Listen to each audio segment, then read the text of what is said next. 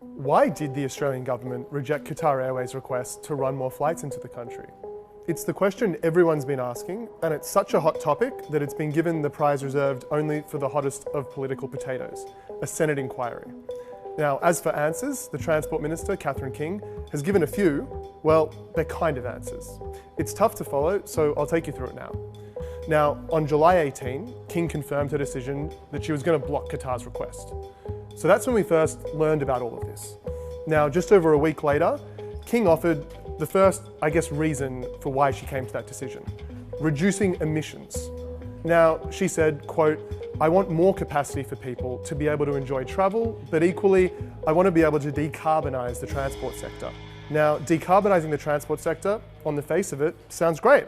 But the government has also said that Qatar could have those extra flights at once immediately, so long as it flies into non-major cities where it already has permission. So that wouldn't so much achieve decarbonisation as spread the same amount of carbonisation across a slightly wider area. Now, on the same day, King also said she wouldn't link her decision with the Doha airport incident. So what's the Doha airport incident? In October 2020, flights were grounded and scores of female passengers were escorted off planes at gunpoint, with some subjected to invasive examinations without consent after authorities found an abandoned newborn in an airport bathroom. Now, 5 Australian women who experienced that are now suing Qatar Airways and its subsidiaries over what happened. So that's the Doha airport incident. Now, where were we? On August 3rd, Catherine King gave Guardian Australia another reason for the refusal: that granting Qatar's request would have gone against Australia's national interest. It was certainly a reason, just not a very clear one. Now, during question time on August 9, King tried to get a bit more specific. In determining what our national interest is, we have to consider a broad range of factors, and not one factor led to this particular decision.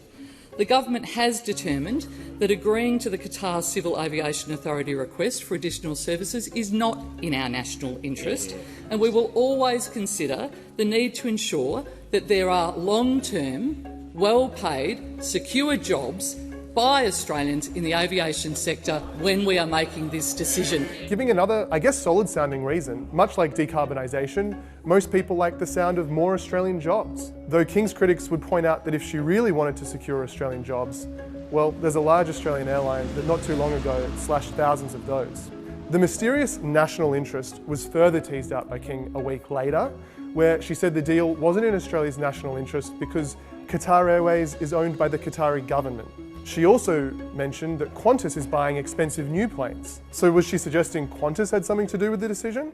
Well, then the Assistant Treasurer piped up. In the wake of Qantas posting a record profit, while airfares were also sky high, Stephen Jones told the Australian Financial Review that the government wants to drive the cost of tickets down, just not in a way that destroys the industry over the medium and long term. Basically saying that letting Qatar fly more planes would have been one such destructive tactic.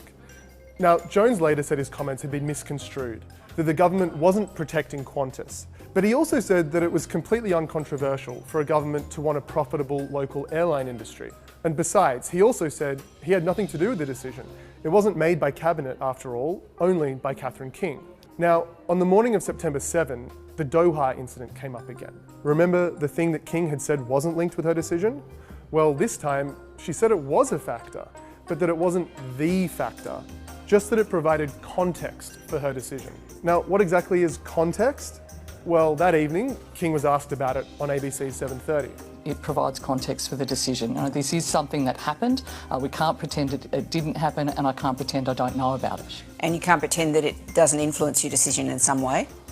Well, certainly it provides context, and I think you can read what you want into that. Now, we could keep reading what we want into things here, but as King keeps dodging fronting up with a clear reason, it's only making everyone more curious as to what is behind all of this.